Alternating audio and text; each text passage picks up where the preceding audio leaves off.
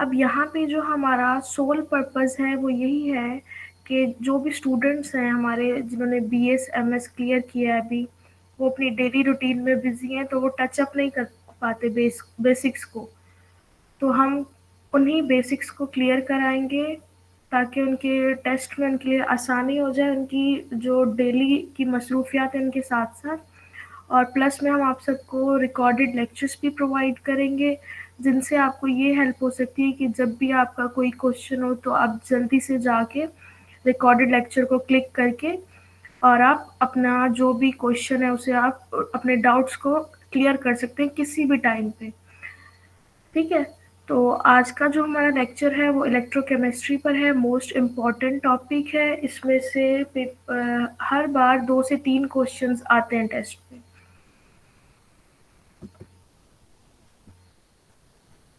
ठीक है, तो इलेक्ट्रोकेमिस्ट्री की जब हम बात करते हैं तो सबसे पहले हमारे दिमाग में कंसेप्ट होता है कि इलेक्ट्रोकेमिस्ट्री है क्या, कौन सी बला है।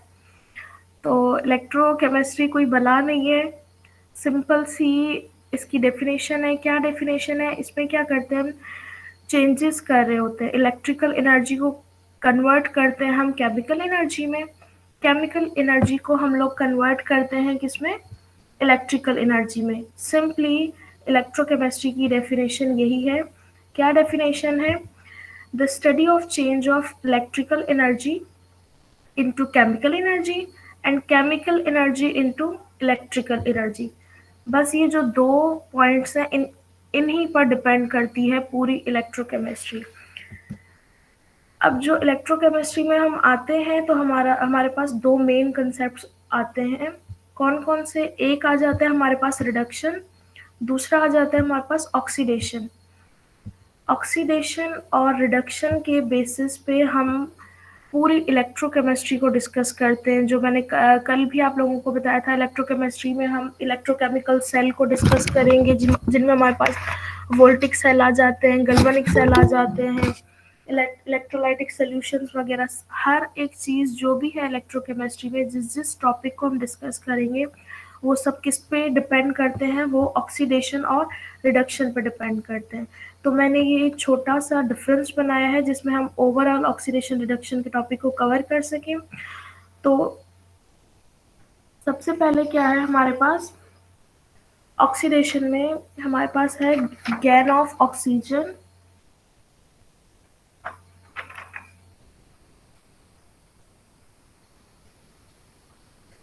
Gain of oxygen or an other electronegative atom or a group. और अगर हम इसी का अपोजिट लें तो वो रिडक्शन बन जाता है।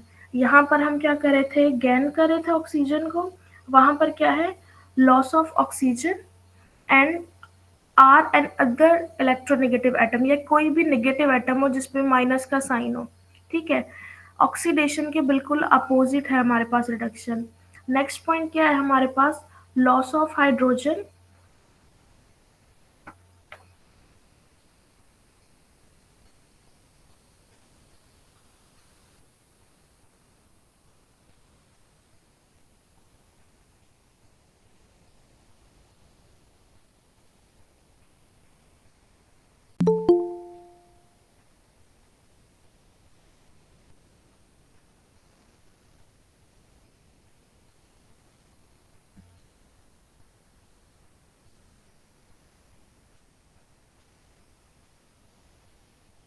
वैसे आपकी आवाज नहीं आ रही। ओके ओके, अब आ रही है। ये सब आ रही है। ठीक है, अगर दरमियान में आवाज ना आए तो आप लोग मुझे ना बता दीजिएगा, ठीक है।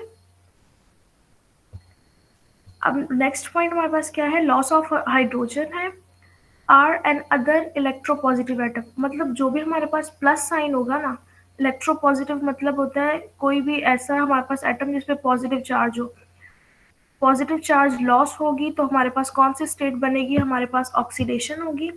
ठीक है, अगर हमारे पास गैन ऑफ हाइड्रोजन होगा, मतलब पॉजिटिव चार्ज हम गैन करेंगे, तो क्या होगा हमारे पास, रिडक्शन होगा। लॉस करेंगे प्लस चार्ज को तो हमारे पास ऑक्सीडेशन स्टेट बनेगी, गैन करेंगे प्लस चार्ज को तो हमारे पास रिडक्शन स्टेट बनेगी। अब है हमारे पास एक सिंपल सा एग्जाम्पल है जिंक का। ठीक है, जिंक पहले क्या है, पहले हमारे पास जिंक न्यूट्रल है, इस पे कोई भी चार्ज नहीं है। देन इसने क्या किया है, दो इलेक्ट्रॉन लॉस कर दिए अपने, और क्या बन गया है, इस पे हमारे पास नेगेटिव चार्ज जनरेट हो गया है। इसने क्या कर दिया है, दो इलेक्ट्रॉन लॉस कर दिए हैं।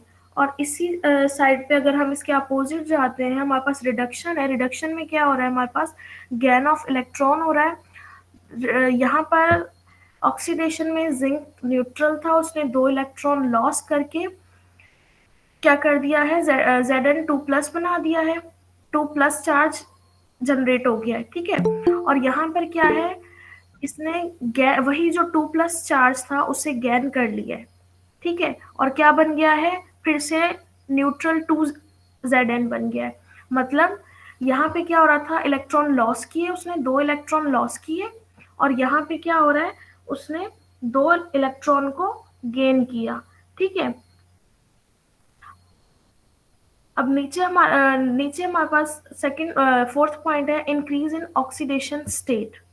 ठीक है, ऑक्सीडेशन में क्या होता है, ऑक्सीडेशन स्टेट हमारी इंक्रीज होती है, और रिडक्शन में क्या होता है, हमारी ऑक्सीडेशन स्टेट डिक्रीज होती है। ठीक है, किस तरह से, यहाँ पे क्या था, अभी हमने डिस्कस किया, जिंक पे चार्ज नहीं था, न्यूट्रल था, जीरो चार्ज था। ठीक है, उसने क्या किया, जब दो अपने इलेक्ट्रॉन को लॉस किया, ठीक है, तो क्या हो गया, उस पे +2 का चार्ज जनरेट हो गया। ठीक है, इसी तरह से +2 की जगह +4 जनरेट हो सकता है, चार इलेक्ट्रॉन लॉस करके, पांच इलेक्ट्रॉन लॉस कर दिए हैं, +5 का चार्ज जनरेट हो गया है। यही यही स्टेट जो है ऑक्सीडेशन स्टेट है। और अगर चार्ज कम हो जाए, जैसे हमारे पास यहाँ पर देखें क्या था, 2+ चार्ज था, तो वो क्या हो गया, जीरो में कन्वर्ट हो गया है। जैसे जैसे नंबर ऑफ चार्जेस कम होते जाएं, तो मतलब वहां पे जो रिएक्शन हो रहा है, कौन सा रिएक्शन हो रहा है, रिडक्शन का रिएक्शन हो रहा है। ठीक है, और जैसे जैसे हमारे पास चार्जेस ऐड होते जाएं, ठीक है, तो क्या होगा, वो हमारे पास लॉस ऑफ इलेक्ट्रॉन होगा, तभी हमारे पास चार्जेस जनरेट होते हैं ना। जितने नंबर ऑफ इलेक्ट्रॉन्स को हम लॉस करते हैं, उतने नंबर ऑफ चार्जेस जनरेट होते हैं। ठीक है, तो यहाँ पर क्या हो जाएगा, इंक्रीज हो जाएगा हमारा ऑक्सीडेशन नंबर, और यहाँ पे क्या हो जाएगा, डिक्रीज हो जाएगी हमारी ऑक्सीडेशन स्टेट। ठीक है, अब आ जाता है हमारे पास ये एक और एग्जांपल है, K4 ठीक है, यहाँ पे क्या है, K4 है, पोटाशियम 4 है, इसने क्या कर दिया है, एक लॉस कर दिया है, K3 बन गया है। ठीक है,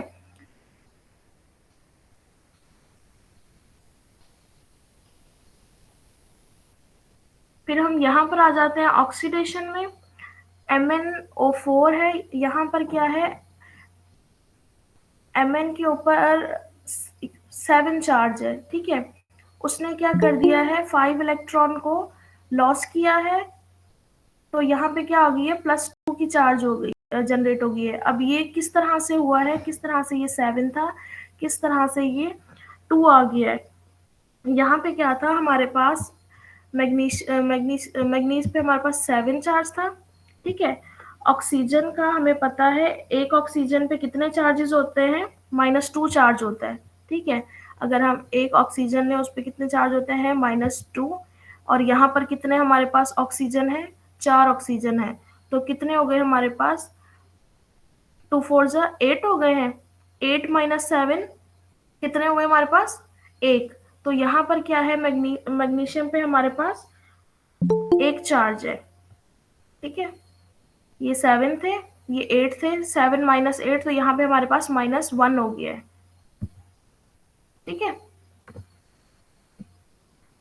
नेक्स्ट है देखिए हमारे पास, -1 कैसे होगा, ये तो +7 रखता है। देखें यहाँ पे हमारे पास मैग्नीज पे 7 था ना, और ऑक्सीजन पे हाँ, कितने होते हैं, -2 होता है एक ऑक्सीजन पे। -2, तो 4 × 2 = 8। 4 × 2 = 8 हो गए, तो माइनस प्लस का 7 है, माइनस का 8 है, तो हमारे पास कितने बचे, सॉरी, ये आपको शायद मेथड में नहीं कह सकता, लेकिन ऑक्सीडेशन निकालने का मेथड जो होता है वो लीनियर इक्वेशंस के हिसाब से आप निकालेंगे तो +7 हो जाएगी। मैं एग्जांपल दे रही हूँ लॉस ऑफ इलेक्ट्रॉन का। तो मैंने वो तो +7 का इसीलिए आपको यहाँ पे बताया है, मैं ताकि आप ये कहें ये ना क्वेश्चन करें कि यहाँ पे +2 कैसे आया है। अभी मैं सिंपली ऑक्सीडेशन निकालना नहीं सिखा रही, अभी मैं आप लोगों का कॉन्सेप्ट क्लियर कर रही हूँ, किसका, ऑक्सीडेशन का और रिडक्शन का, कि ऑक्सीडेशन प्रोसेस कौन सा होता है, रिडक्शन प्रोसेस कौन सा होता है। यहाँ पे सिंपली एक रिएक्शन है MnO4 का, जिसमें क्या हो रहा है, Mn क्या कर रहा है, Mn 2+ में कन्वर्ट हो रहा है। सिंपली Mn था, न्यूट्रल था, जो क्या कर रहा है, चार्ज जनरेट हो रहा है, 2+ चार्ज जनरेट हो रहा है, वो मैं यहाँ पे क्लियर कर रही हूँ। ऑक्सीडेशन निकालना यहाँ पे नहीं बता रही आपको, ठीक है। नेक्स्ट हमारे पास है oxidizing agent versus reducing agent. यहाँ पे क्या होता है, अक्सर कंफ्यूज हो जाते हैं स्टूडेंट्स।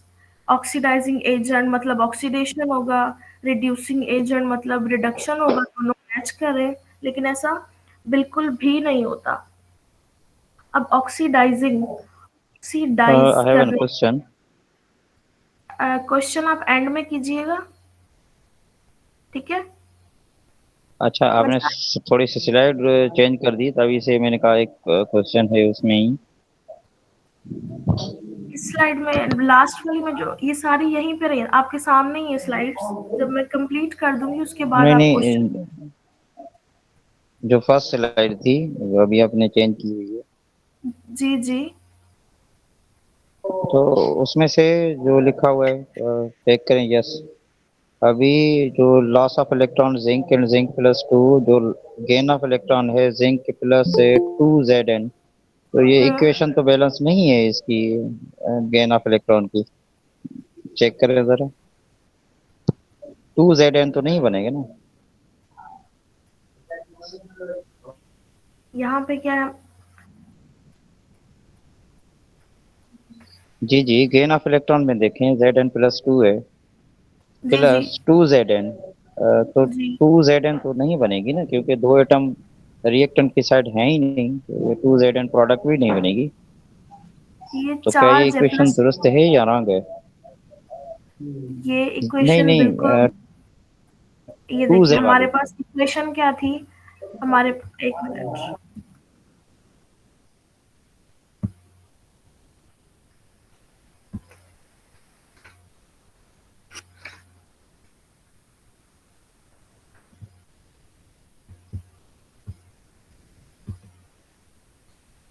ठीक है, Zn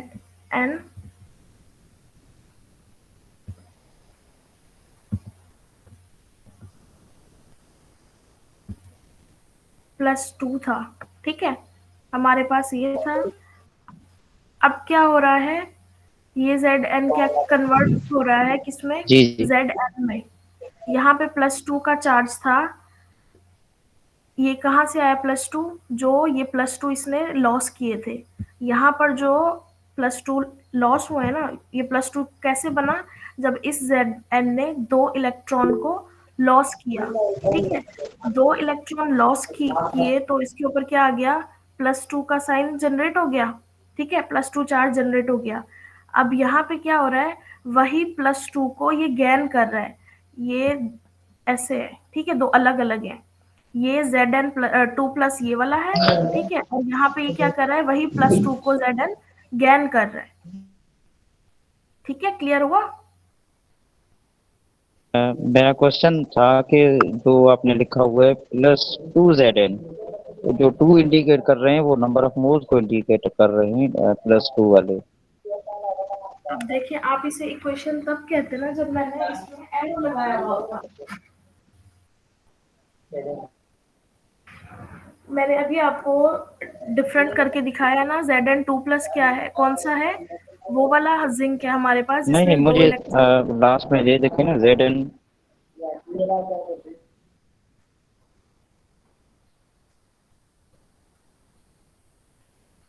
लॉस, हमारे पास एक जिंक न्यूट्रल है, ठीक तो है। ये अब इलेक्ट्रॉन आप इंडिकेट सुने, करता है, अगर मुझे सुने किसी पहले, फार्मूला के आगे 2 लिखेंगे, it means number of moles आप 2 है। पहले मेरी बात को सुने, देन आप एक्सप्लेन करें, ठीक है? जी जी मैं क्या कह रही हूँ, हमारे पास एक जिंक जी जी न्यूट्रल है, सिंपली समझ आ यस गया? ठीक है। अब उस जिंक ने क्या किया है, 2 इलेक्ट्रॉन लॉस जी किए, जी समझ आ गया? उसके बाद क्या हो गया, जब उसने लॉस किए तो उस पे प्लस का 2 चार्ज जनरेट हो गया। इतना क्लियर हुआ? अब ये जब प्लस का 2 चार्ज जनरेट हुआ है, ये कब जनरेट हुआ है? ये आयंस की फॉर्मेशन तभी होती है ना जब लॉस ऑफ इलेक्ट्रॉन होता है। अब ये जो +2 था, ये क्या था? चार्ज था। कैसे बना? जब उसने 2 इलेक्ट्रॉन अपने लॉस किए। इतना कॉन्सेप्ट है ऑक्सीडेशन तक का। फिर बात आ जाती है रिडक्शन पे। रिडक्शन में क्या होता है, गेन ऑफ इलेक्ट्रॉन होता है। अब जो हमारे पास जिंक था, उसने क्या किया है, इलेक्ट्रॉन गेन किए हैं, ठीक है? जिंक को छोड़ें, क्लोरीन पे आ जाते हैं हम, ठीक है? क्लोरीन को क्या है, उसकी इलेक्ट्रॉन की जरूरत होती है ना, क्लोरीन पे हम माइनस का चार्ज दे देते हैं। यस यहाँ पे क्या हो गया, क्लोरीन ने एक इलेक्ट्रॉन ले लिया, ठीक है? समझ आया? Yes yes I understand but I think it is a, typical mistake in this gain of electrons. वो मैंने ये लाइन लगाई है ना दरमियान में, आपको डिफरेंट करके दिखाया ना, दोनों अलग अलग चीज है। ये चीज अलग है, ये चीज अलग है, ठीक है?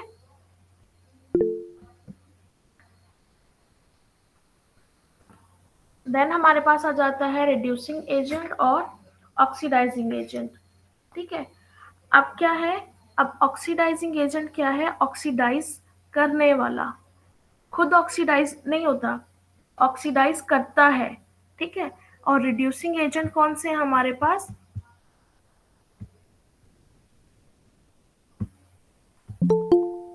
ऑक्सीडाइजिंग एजेंट कौन से हैं, जो ऑक्सीडाइज करते हैं। रिड्यूसिंग एजेंट कौन से हमारे, जो रिड्यूस करते हैं। जैसे हमारे पास ऑक्सीडाइजिंग एजेंट है। अब इसका एग्जांपल हम ऐसे लेते हैं, डेली लाइफ में ऑक्सीडाइजिंग एजेंट क्या करता है, लूटने का काम करता है, ठीक है? सिंपल वर्ड्स में कहें, अभी थोड़ा सा लेक्चर डिस्टर्ब हो गया था, इसीलिए मैं आपको एक डेली लाइफ का एग्जांपल देती हूँ। जैसे कोई लूटने का काम करता है ना, तो यहाँ पे ऑक्सीडाइजिंग एजेंट को अगर हम देखें, तो ये लोगों को लूटने का काम करता है, मतलब इलेक्ट्रॉन लूटने का काम करता है। और अगर हम रिड्यूसिंग एजेंट को देखें, तो ये यहाँ पे सखी है, ठीक है? ये क्या करता है, ये अपने इलेक्ट्रॉन देके दूसरों को लाइफ दे देता है, उनकी लाइफ को संवार देता है, ठीक है? अब यहाँ पे क्या हो गया, ऑक्सीडाइजिंग एजेंट क्या करेगा, इलेक्ट्रॉन को लूटेगा, ठीक है? ऑक्सीडेशन में क्या हो रहा था, लॉस ऑफ इलेक्ट्रॉन हो रहा था। ऑक्सीडाइजिंग एजेंट का क्या काम है, ये क्या करेगा, इलेक्ट्रॉन को लेगा, ठीक है? ऑक्सीडाइज करेगा, ठीक है? और रिडक्शन में क्या हो रहा था, गैन इलेक्ट्रॉन कर रहे थे। लेकिन रिड्यूसिंग एजेंट का क्या काम है, रिड्यूसिंग एजेंट खुद अपने इलेक्ट्रॉन देगा दूसरों को, ठीक है? अब हमारे पास है, a substance is defined as the oxidizing agent if it. अब वो सब्सटेंस कौन से, जो ऑक्सीडाइज होंगे, उन्हें हम क्या कहेंगे, ऑक्सीडाइजिंग एजेंट है। वो सब्सटेंस जो ऑक्सीडाइज होंगे, हम उन्हें क्या कहेंगे, ये ऑक्सीडाइजिंग एजेंट है। और इसके अपोजिट में अगर हम देखें, a substance is defined as the reducing agent. जो रिड्यूस करेंगे, रिड्यूस करने वाले हैं, वो हमारे पास कौन से हैं, रिड्यूसिंग एजेंट है, ठीक है? फिर हमारे पास है ऑक्सीडाइज एंड अदर सब्सटेंस। जैसे मैंने भी आपको एग्जांपल में बताया था कि वो ऑक्सीडाइजिंग एजेंट क्या करते हैं, दूसरे सब्सटेंस को ऑक्सीडाइज करेंगे, ये ऑक्सीडाइज करने वाले हैं। ऑक्सीडाइजिंग एजेंट ऑक्सीडाइज करने वाले हैं, रिड्यूसिंग एजेंट रिड्यूस करने वाले सब्सटेंस है, ये दूसरे सब्सटेंस को क्या करेंगे, रिड्यूस कर देंगे। इसमें क्या होगा, ऑक्सीडाइजिंग एजेंट में हमारे पास गैन ऑफ इलेक्ट्रॉन होगा, जबकि जब हम ऑक्सीडेशन को डिस्कस कर रहे थे, ऑक्सीडेशन में क्या हो रहा था, हमारे पास लॉस ऑफ इलेक्ट्रॉन हो रहा था। ऑक्सीडाइजिंग एजेंट में हमारे पास गेन ऑफ इलेक्ट्रॉन है। और वही सेम अगर हम रिडक्शन में जाएं पीछे, तो रिडक्शन में हमारे पास गेन ऑफ इलेक्ट्रॉन था, और जब हम रिड्यूसिंग एजेंट की तरफ आते हैं, तो यहाँ पे लॉस होते हैं इलेक्ट्रॉन, ठीक है? ऑक्सीडेशन रिडक्शन बिल्कुल अपोजिट है ऑक्सीडाइजिंग एजेंट और रिड्यूसिंग एजेंट के, ठीक है।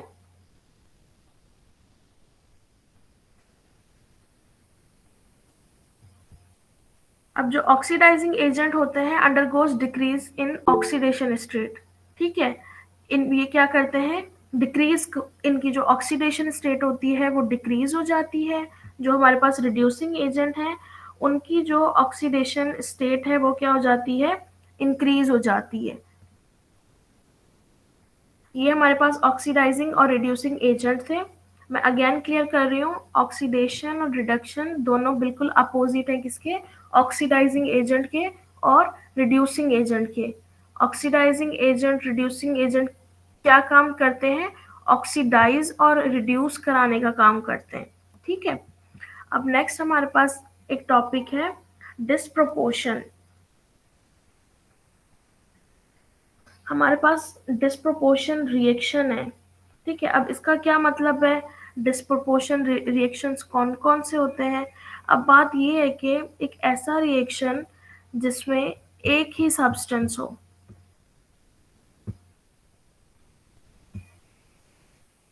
डिस्प्रोपोर्शन रिएक्शन कौन सा होगा, एक ऐसा रिएक्शन जिसमें एक ही सब्सटेंस, एक ही मॉलिक्यूल एक ही रिएक्शन में रिड्यूस भी हो जाए और ऑक्सीडाइज भी हो जाए, मतलब ऑक्सीडेशन रिडक्शन साइमल्टेनियसली हो जाए। जैसे ये काइंड है रिडॉक्स रिएक्शन की। रिडॉक्स रिएक्शन का हमें पता है, रिडॉक्स रिएक्शन में क्या होता है, रिडक्शन और ऑक्सीडेशन साइमल्टेनियसली हो रही होती है, ठीक है। यहाँ पर आर ई है वो रिडक्शन को शो कराता है और डी ओ एक्स जो है, आर ई डी रिडक्शन को और ओ एक्स जो है यहाँ पर ऑक्सीडेशन को शो कराता है।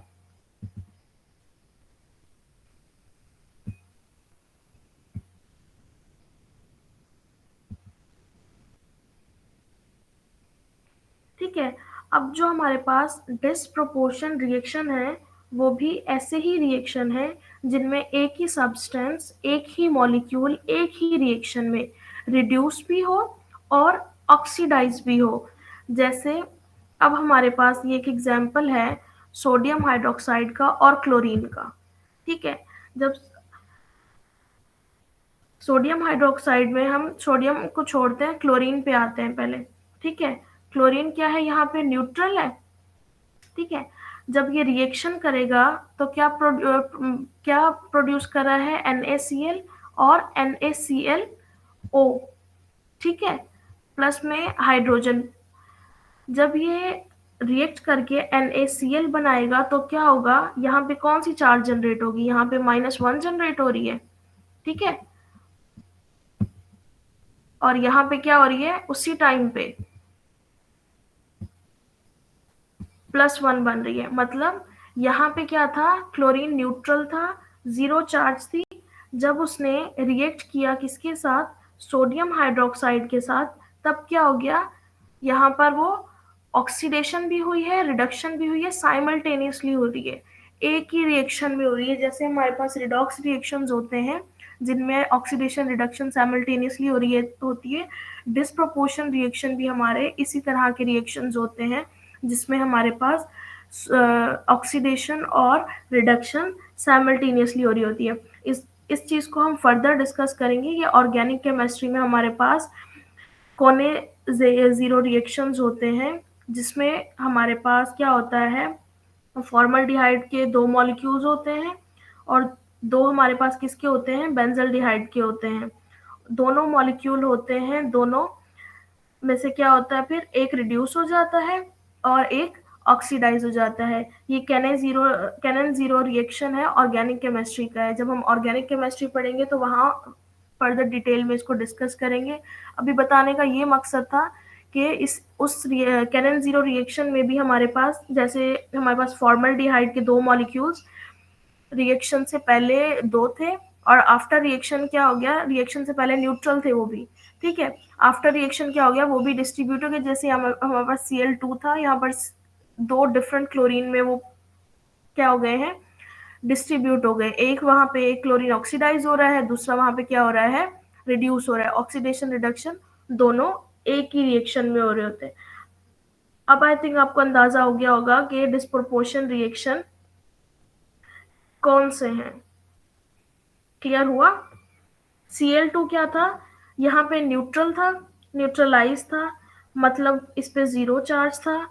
जब ये यहाँ पर आ गया, यहाँ इस पर जीरो चार्ज था, न्यूट्रल था। जैसे उसने रिएक्ट किया, यहाँ पर क्या हो गया, एक प्लस का साइन जनरेट हो गया, एक माइनस का जनरेट हो गया। यही सिंपल सी डेफिनेशन थी डिस्प्रोपोर्शन की। देन हमारे पास आ जाता है इक्विवेलेंट मास। अब इक्विवेलेंट मास में क्या होता है कि स्टूडेंट कंफ्यूज हो जाते हैं कि इक्विवेलेंट मास और जो हमारे पास एटॉमिक मास होता है वो सेम होता है, डिफरेंट होता है। तो यहाँ पे क्या है, यहाँ पे हमारा थोड़ा सा डिफरेंट कंसेप्ट है। इक्विवेलेंट मास में हमारे पास थोड़ा डिफरेंट कंसेप्ट है। किस तरह से, जो हमारे पास कुछ ऐसे स्पीशीज हैं जिनका क्या है, चार्ज 1 होता है, और कुछ ऐसे स्पीशीज हमारे पास हैं जिनके चार्जेस डिफरेंट होते हैं। तो जो हमारे पास इक्विवेलेंट मास है, ये हर स्पीशी का डिफरेंट होता है। इक्विवेलेंट मास हमारे पास हर स्पीशी का डिफरेंट डिफरेंट तरीके से हम कैलकुलेट करते हैं। ठीक है, इक्विवेलेंट मास कैलकुलेट कर, जैसे अगर मेरे पास किसी सब्सटेंस का चार्ज 1 है, ठीक है,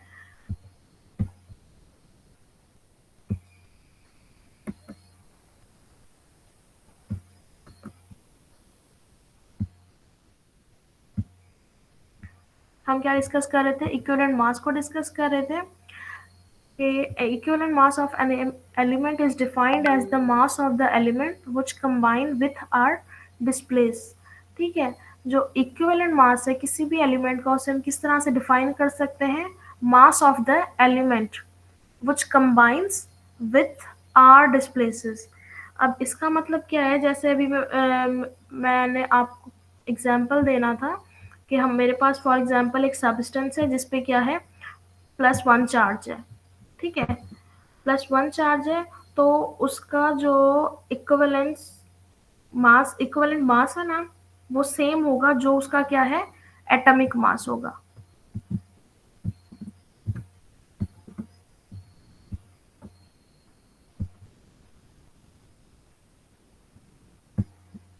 ठीक है, जो एटॉमिक मास भी अब इसका वही होगा जो इसका इक्विवेलेंस मास है। मतलब हमारे पास वो सब्सटेंस जिन पे +1 चार्ज होगा, ठीक है, उनका इक्विवेलेंट मास और एटॉमिक मास सेम होगा। अगर हमारे पास कुछ ऐसे एलिमेंट आ जाएं जिनका हमारे पास जो चार्ज है वो क्या हो, +2 आ जाए, +4 आ जाए, +7 आ जाए। ठीक है, अगर +2 आ जाता है तो हम क्या करेंगे, सिंपली उसके एटॉमिक मास को डिवाइड कर देंगे +2 के साथ। अगर +4 आ जाता है तो सिंपली हम क्या करेंगे, +4 के साथ उसके एटॉमिक मास को डिवाइड कर देंगे। फॉर एग्जाम्पल हम यहाँ पे एग्जाम्पल लेते हैं एल्यूमिनियम का। ठीक है, अब एल्यूमिनियम का हमारे पास एटॉमिक मास क्या है,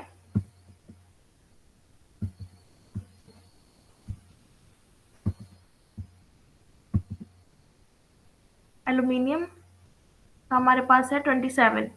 ठीक है,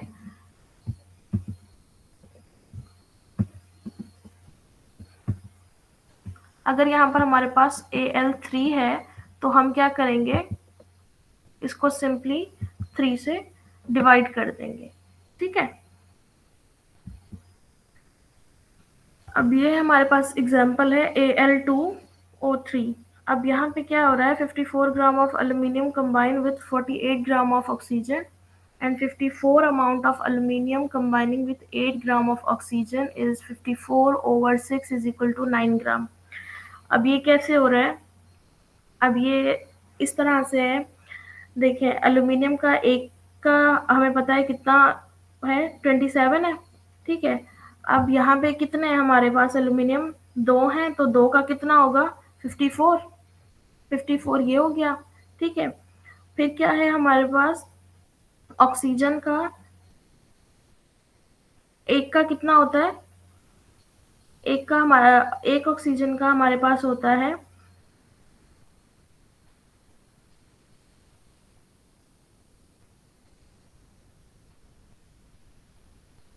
16, ठीक है। यहाँ पे हमारे पास 3 ऑक्सीजन है, हमारे पास 48 हो गया। फिर क्या है हमारे पास, aluminium combining with 8 gram of oxygen, ठीक है। यहाँ पे क्या हो जाएगा,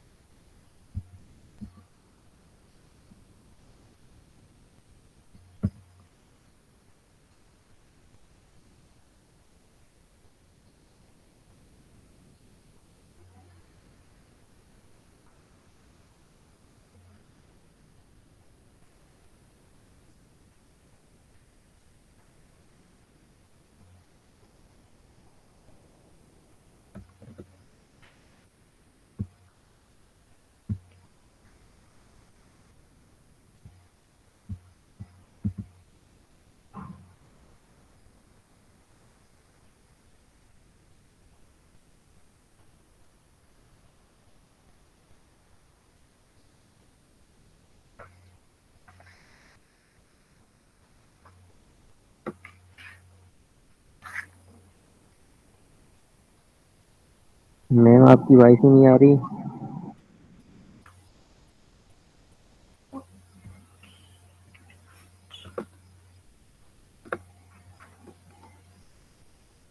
अब आ रही है? हेलो, जी अब क्लियर है। आ रही है। ओके। अब मैं डिस्कस करी थी एलिमेंट्स फॉर्मिंग आयंस। अब हमारे पास जो आयंस की कहानी है, आयंस में क्या है, इक्विवेलेंट मास जो है हमारा एटॉमिक मास या वैलेंसी। फॉर एग्जांपल हमारे पास यहाँ पर कॉपर है, कॉपर के पास क्या चार्ज है, +2। मतलब ये अब क्या हमारे पास कॉपर पे +2 चार्ज है, मतलब कि जो मास है कॉपर का वो हमारे पास न्यूट्रल कितना है, 63.5 है, सिंपल कॉपर का, ठीक है। एक कॉपर का जो हमारे पास मास है वो कितना है हमारे पास, 63.5 है।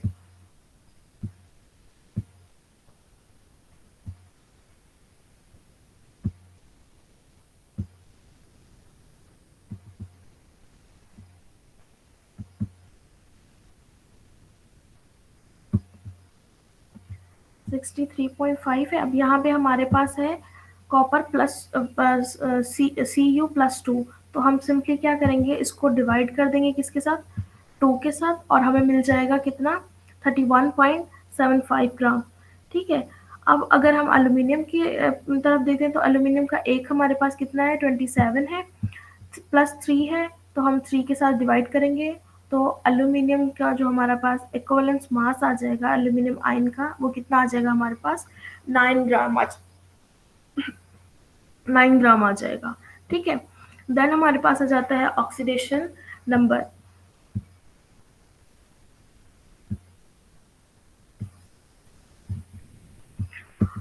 ऑक्सीडेशन नंबर क्या है, oxidation number of an element is defined as the number of electrons. इसमें हम क्या करते हैं, number of electrons gain or lost by the element. क्या डिस्कस करते हैं हम ऑक्सीडेशन नंबर में, नंबर ऑफ इलेक्ट्रॉन्स को, कौन से नंबर ऑफ इलेक्ट्रॉन्स को जो गेन हुए हैं या लॉस हुए हैं किसी भी एलिमेंट पे, when it changes from its free state to a particular. तो क्या होता है, जैसे ही हमारे पास लॉस ऑफ इलेक्ट्रॉन या गेन ऑफ इलेक्ट्रॉन होता है तो क्या करते हैं, जो हमारे पास एलिमेंट्स होते हैं, एटम होते हैं, वो क्या होते हैं, अपनी फ्री स्टेट से कन्वर्ट हो जाते हैं किसी पर्टिकुलर कंपाउंड में। Or it is change with its change which an electron element seems to have when it is in a combination, ठीक है। फॉर एग्जाम्पल यहाँ पे हमारे पास KMnO4 है। अब यहाँ पे क्या है हमारे पास, Mn का जो ऑक्सीडेशन नंबर है वो 7 है। अब यहाँ पे आती है बात कि किस तरह से हम ऑक्सीडेशन नंबर को फाइंड करते हैं। अब उसके लिए हमारे पास पहले रूल्स हैं, हम रूल्स को डिस्कस करते हैं। कौन कौन से रूल्स हैं हमारे पास,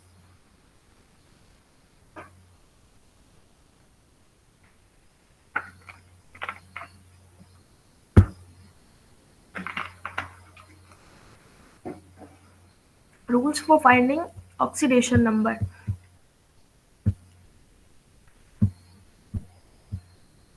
ठीक है, अब फर्स्ट रूल क्या है, oxidation number of an element is 0।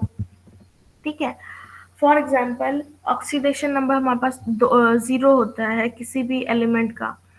ठीक है, यहाँ पर हम ऑक्सीजन का एग्जाम्पल लेते हैं, oxidation number of oxygen O2 is 0। ठीक है, अब क्या है oxidation number of alkali metals, अगर हम अल्कली मेटल्स को लें तो उनका जो ऑक्सीडेशन नंबर है वो क्या है +1। जितने भी हमारे अल्कली मेटल्स हैं वो क्या करते हैं, एक इलेक्ट्रॉन लॉस करते हैं। ठीक है, end of alkaline earth metals, और जो हमारे पास सेकंड ग्रुप है पीरियडिक टेबल में अल्कलाइन अर्थ मेटल्स का, वो क्या करते हैं 2 इलेक्ट्रॉन को लॉस करते हैं और उन पे क्या आ जाती है +2 चार्ज जनरेट हो जाती है। ऑक्सीडेशन नंबर अगर हम हाइड्रोजन का देखें तो हाइड्रोजन का ऑक्सीडेशन नंबर क्या है +1 है in its compound accept in metals. इसके जो कंपाउंड्स हैं उनमें जो हाइड्रोजन का ऑक्सीडेशन नंबर है वो +1 रहता है, लेकिन जो हमारे पास मेटल हैलाइड्स हैं, जब ये मेटल्स हैलोजेंस के साथ रिएक्ट करता है मेटल हैलाइड्स के साथ, ठीक है, उनमें प्रेजेंट होता है। जैसे हमारे पास यहाँ पर NaH है, यहाँ पे इसका जो ऑक्सीडेशन नंबर है वो क्या है -1 है। Oxidation number of halogens in halide is -1। और जो हैलोजेंस है हमारे, हैलोजेंस कौन कौन से हैं हमारे पास, क्लोरीन, फ्लोरीन, ब्रोमीन, एस्ट्रीन, ये सारे हमारे पास हैलोजेंस हैं। इनका जो जब ये हैलाइड्स में कन्वर्ट होते हैं तो इनका जो ऑक्सीडेशन नंबर है वो क्या होता है हमारे पास -1 हो जाता है। अब ऑक्सीडेशन नंबर फ्लोरीन का -1 है इन ऑल इट्स कंपाउंड। ठीक है, जितने भी इसके कंपाउंड्स होंगे जहाँ वहाँ पर भी फ्लोरीन का जो ऑक्सीडेशन नंबर है वो क्या है 1 ही रहेगा।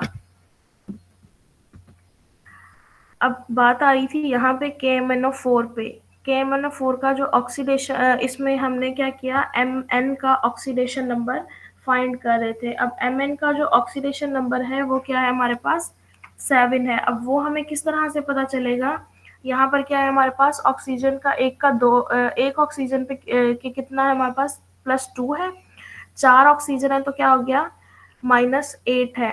ठीक है, और यहाँ पर K का क्या है हमारे पास 1 है, 8 - 1, तो यहाँ पे जो Mn है वो हमारे पास क्या बचा 7। ठीक है,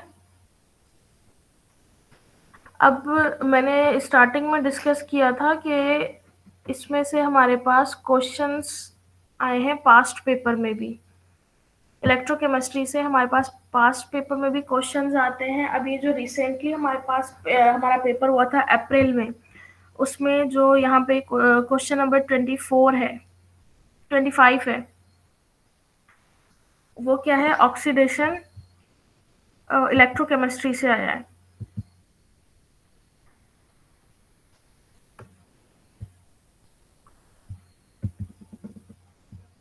नजर आ रहा है आपको?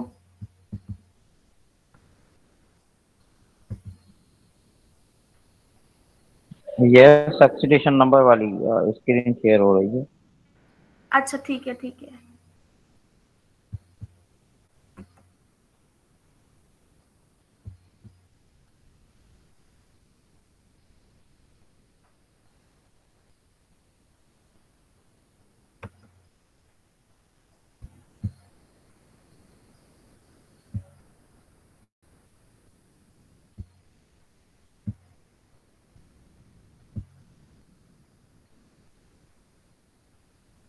इलेक्ट्रोकेमिस्ट्री के और भी फर्दर टॉपिक्स हैं, लेकिन टाइम की वजह से मैंने रिमेनिंग टॉपिक्स अभी क्लियर नहीं किए। जब हमारा सेशन स्टार्ट हो जाएगा फिर इलेक्ट्रोकेमिस्ट्री को फर्दर आगे लेके चलेंगे। ठीक है, अभी डिटेल में है इलेक्ट्रोकेमिस्ट्री। ऑक्सीडेशन नंबर तक हमने डिस्कस किया था, जो बेसिक्स था वो मैंने आज डिस्कस किया है सिंपली। ठीक है, क्योंकि हमारी क्लास जो है 1 आवर की है, उसमें भी क्वेश्चंस भी होते हैं, इसीलिए उसके अकॉर्डिंग मैंने कुछ सिंपल सिंपल सी पॉइंट्स बना के आपके साथ डिस्कस की थी ताकि आपका टॉपिक क्लियर हो जाए। अब यहाँ पे जो क्वेश्चन नंबर 25 है ये हमारे पास है इलेक्ट्रोकेमिस्ट्री से। ठीक है, नज़र आ रहा है सबको?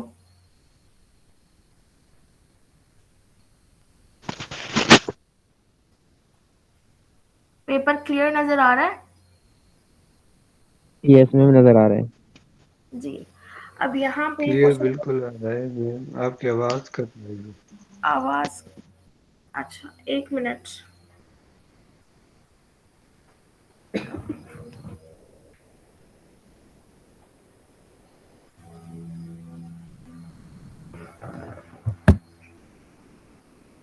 अब सही है आवाज? Hello? Yes ma'am, your voice is very जी क्लियर। मैम अभी सही आ रही है, और यहाँ पे पेज भी शो नहीं हो रहा। पेज शो नहीं हो रहा आपको? जी नहीं शो हो रहा।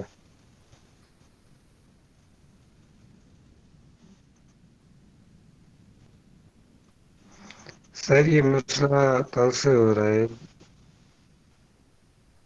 चलिए, ये रिकॉर्ड किया हुआ मिल जाएगा आपको, अगर आवाज क्लियर नहीं आ रही है तो। ठीक है, तो अब यस यहाँ पे मैम, जो आप बिल्कुल आ रही PDF है। नहीं करते यार। ठीक है। अब यहाँ पर है क्वेश्चन नंबर 25। क्या कह रहे हैं? Coordination number of oxidation state of cobalt in the given complex Na4CO C2O4 bracket over 3 are respectively. ठीक है, अब कोऑर्डिनेशन नंबर पूछ रहा है और ऑक्सीडेशन पूछ रहा है किसकी? कोबाल्ट की। किसमें? हमारे पास एक लाइगेंड दिया हुआ है, ऑक्सिलेट। ठीक है, अब इसके रिस्पेक्टिवली पूछ रहा है कि जो कोबाल्ट है इसमें, उसकी जो कोबाल्ट हमारे पास ये है CO। ठीक है, कोबाल्ट है हमारे पास, इसकी ऑक्सीडेशन स्टेट पूछ रहा है और इसका जो कोऑर्डिनेशन नंबर पूछ रहा है। अब ये हमारे पास ऑक्सिलेट दिया हुआ है। ऑक्सिलेट चूंकि बाइडेंटेड लिगेंड है, मतलब ये दोनों साइड से क्या करता है? डोनेट करता है, दो लोन पेयर को दोनों साइड से क्या करता है? डोनेट करता है। अब यहाँ पे इसके 3 मॉलिक्यूल्स हैं। ये ओवरऑल ये 3 नजर आ रहा है ना? कोबाल्ट के यहाँ पे कितने हैं? Kindly share screen. Screen share हो रही है।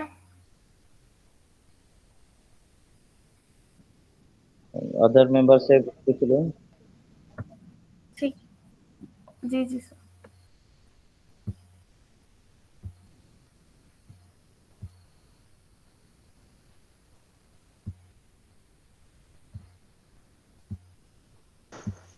सर इसमें नेटवर्क का बहुत इशू आ रहा है, कभी आवाज नहीं आ रही तो कभी स्क्रीन नहीं आ रहा।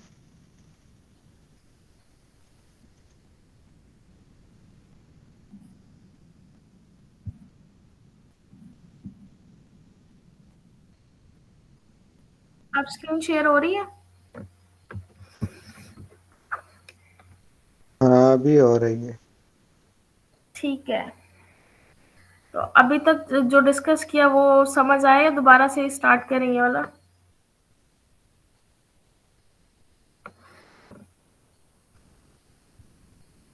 कोई एक रिप्लाई कर दे। नहीं मैम, यहाँ से कंटिन्यू करें आप।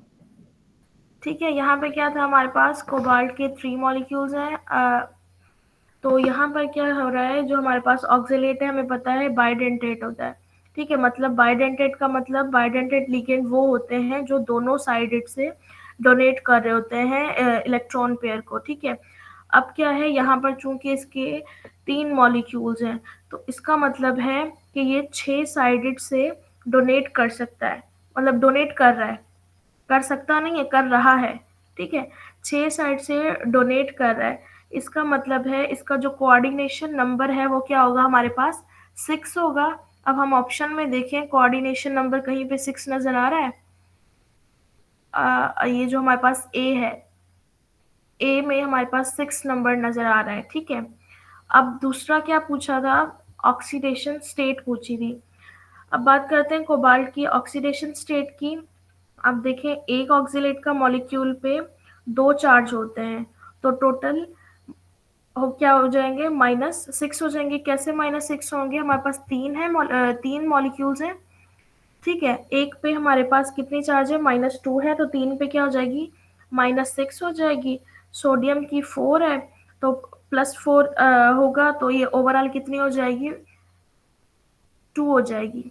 ठीक है, -6 + 4 इज इक्वल टू प्लस का 2। तो जो ऑप्शन ए है यहाँ पे करेक्ट ऑप्शन है। ठीक है, अब आप लोगों को कोई क्वेश्चन हो तो आप लोग पूछ सकते हैं।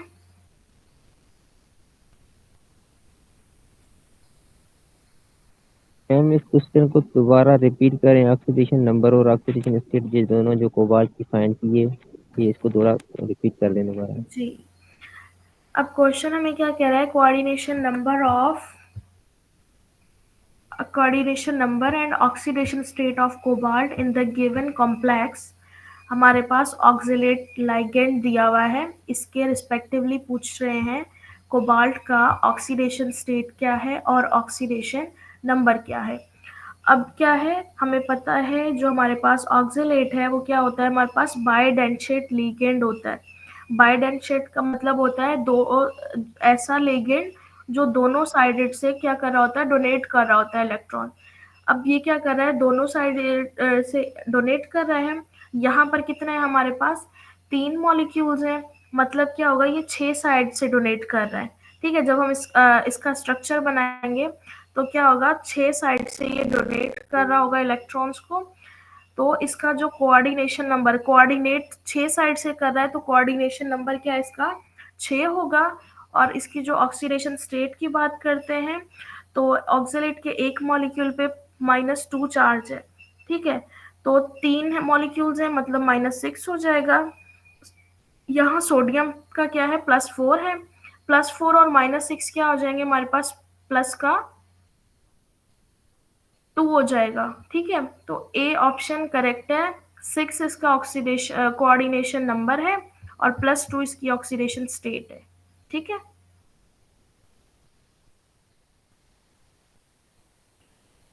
और कोई क्वेश्चन है किसी को?